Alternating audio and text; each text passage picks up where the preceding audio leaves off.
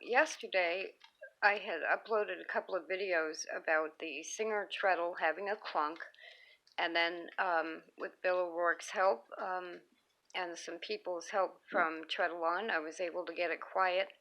This is the White Treadle, and I just want to point out the same spots. Now, first of all, like I said, it's pollen week, and this is not only some dust, because I haven't dusted, but it's just yellow pollen, and you can see that you don't always have to cover a rag with oil and wipe it all down. You can keep it clean this way with a whisk broom, or at least if you have pollen like I do, doing this sometimes a couple of times a day is better than letting it build up. So that's the one thing.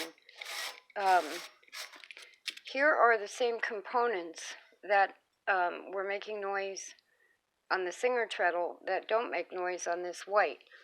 But you can see the Pitman rod is connected differently with a different type of bracket.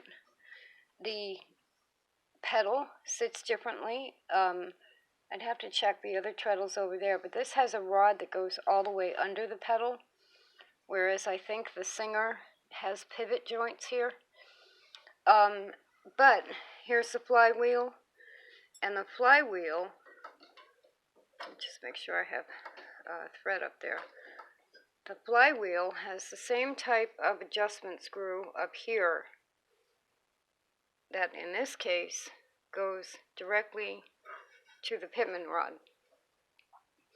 So that same clunk that I was getting on the Singer would be, in this case, if this were loose, or if for some reason this whole bar had become loose, or there's a little adjustment screw here if that had become loose.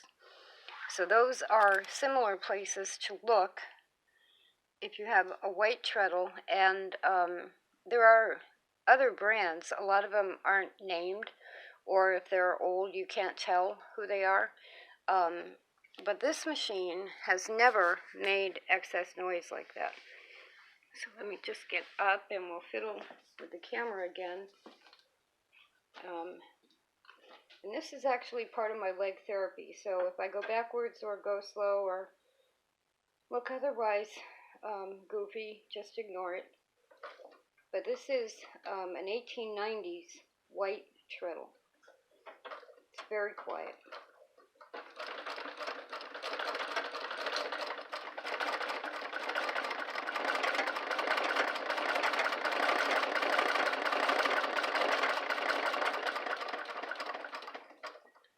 So you can see that they're similar, even when they're different.